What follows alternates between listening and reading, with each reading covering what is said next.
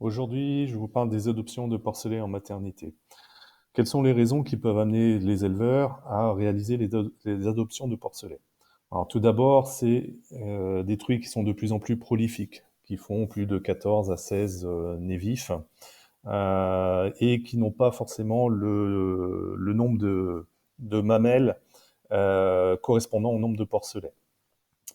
Il va falloir sauver donc les plus chétifs des porcelets. Dans une portée, vous aurez des porcelets qui vont avoir des poids différents, ce qu'on appelle une hétérogénéité. Vous aurez des gros porcelets, des moyens et des petits qu'on appelle des chétifs ou dans le langage d'élevage, des chats. Donc le but de l'éleveur, ça va être d'équilibrer les portées de la bande en termes de nombre de porcelets, c'est-à-dire mettre à peu près le même nombre de porcelets à chaque truie et surtout que chaque porcelet ait accès à une tétine. Les autres raisons qui peuvent amener à faire des adoptions, c'est que la truie, par exemple, ne peut pas allaiter. Elle peut être morte lors de la mise bas, malade, voire agressive. Elle mord, elle tue, elle écrase sa portée. Ça peut arriver essentiellement sur des cochettes qui sont un peu paniquées lors des mises bas, puisque c'est la première fois que ça arrive. Deuxième raison, c'est que les mamelles de la truie sont déficientes. Donc les porcelets n'ont pas accès au lait. Donc plus la truie est vieille, plus ses tétines, notamment au quartier arrière, vont être abîmées ou séchées. Donc ici sur les images, on observe donc une tétine qui est bonne et fonctionnelle. Il y a certaines tétines qu'on appelle fausses tétines et qui ne distribuent pas de lait. Par contre, une tétine inversée est fonctionnelle, c'est-à-dire qu'elle donne quand même du lait, même si elle ne ressemble pas à une tétine normale. Les portées de porcelets sont trop importantes par rapport au nombre de tétines, c'est ce que je disais juste avant. La plupart des cochettes désormais sont sélectionnées pour en avoir 16 fonctionnelles. Donc les points à connaître, les mamelles antérieures de la truie, donc du côté de la tête, sont les plus productives en lait. La truie émet du lait 1 fois par heure pendant environ un quart d'heure. Si une mamelle n'est pas utilisée, elle sèche en 3 jours environ. Et le point très important, la prise de colostrum qui apporte des anticorps et de l'énergie est obligatoire dans les 12 heures suivant la mise bas, ce qui correspond à peu près 250 grammes de colostrum par porcelet. Alors, quelles truies peuvent adopter?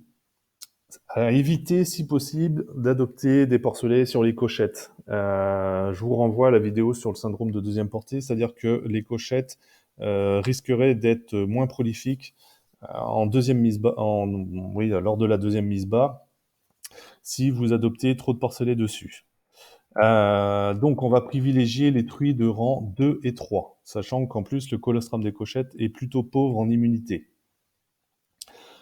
Avant l'adoption, on va lire l'historique de la truie sur sa fiche individuelle. Lors des précédentes mises bas, est-ce que c'était une truie tranquille ou pas, donc agressive?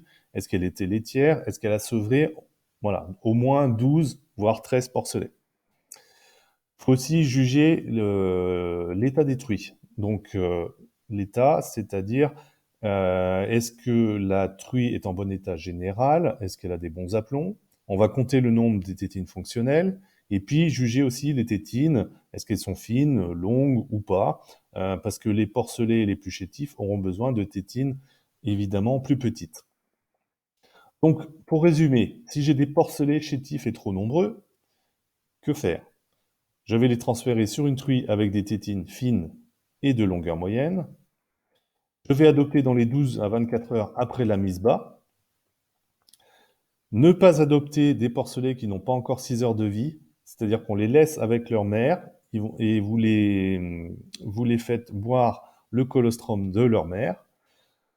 Et évidemment, réaliser des portées homogènes en termes de poids de porcelet. Donc faire des portées notamment avec que des petits, ça permettra moins de concurrence à la mamelle, c'est-à-dire que les gros prendraient la place des petits et les petits, malheureusement, n'auraient pas la quantité de lait suffisante et